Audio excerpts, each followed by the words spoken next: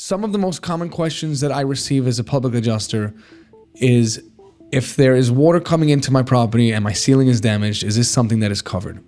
Does your homeowner's insurance policy cover roof leaks? So this is a little bit of how you could understand the policy language and to know if you are properly covered for this loss. Insurance policies in Florida are very particular in how they write the language of like roof leaks or water damage to ceilings, interior, or anything like that. Basically, the way their language states is that the only way a roof leak is covered is if it is from an opening in the roof that is caused by a covered cause of loss. So what that would mean is, just a few examples would be wind damage. You would have a fallen object. Believe it or not, a lot of the times when I get up on roofs to examine roof damage to the property, we would see bullet holes. So there's actually bullets sitting in the roof more often than not. It's unbelievable. So that is something that would be covered. We had a client that had a coconut tree that was just a little bit above the roof, and the coconut fell and actually damaged the roof. And you see an indentation of that coconut. The coconut was still on the roof. So we made sure to document it, take pictures. Water was coming through the roof. And in this particular instance, it was a covered loss because they had coverage for fallen objects. So if the coconut fell, caused the created opening, and that created opening is covered, well, then that would open coverage for the interior water damage that they had in the property. And we were able to get them the replacement of the roof, also any interior damages that they sustained, and she was a very happy client.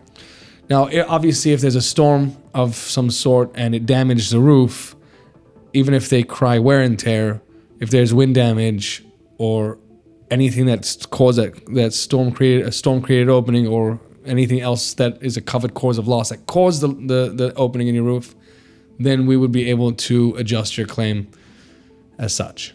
I'll give you now a few examples of things that might damage your roof and could be covered by the insurance carrier or your homeowner's insurance policy. Storm damage, wind damage, hail. You have also fallen objects if you have an open peril policy.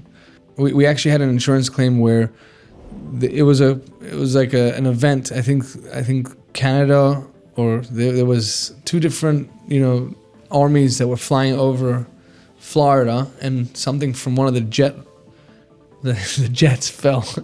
Yeah, seriously. So we had an insurance claim where there was a Canadian, I want to say Canadian, I can't remember the nationality, but I'm almost 1,000% sure it was Canadian. It ended up on the news. The Air Force flew over South Florida, and a piece of the jet it fell off. It physically fell off and fell into, thank God everybody was fine, but it fell through the roof of one of my clients' homes, and they called us right away, and here we go into a house, and there's a massive piece of a jet just sitting in there, in their living room. So we were able to get them properly identified. But that's an example of something that would damage your roof. Now, how would a roof leak be covered from that? Well, if it damaged your roof and then it rained after that, and there was an opening over there, which that would be a covered cause of loss. That would be covered opening which caused water damage to your property. That would be an example of a different thing other than just a storm that could affect your roof. Thank you for joining me on this episode of Insurance Corner. My name is Josh Solomon, coming to you straight from the offices of Florida Public Adjusting. Don't forget to like this video and subscribe, and I'll see you on the next one.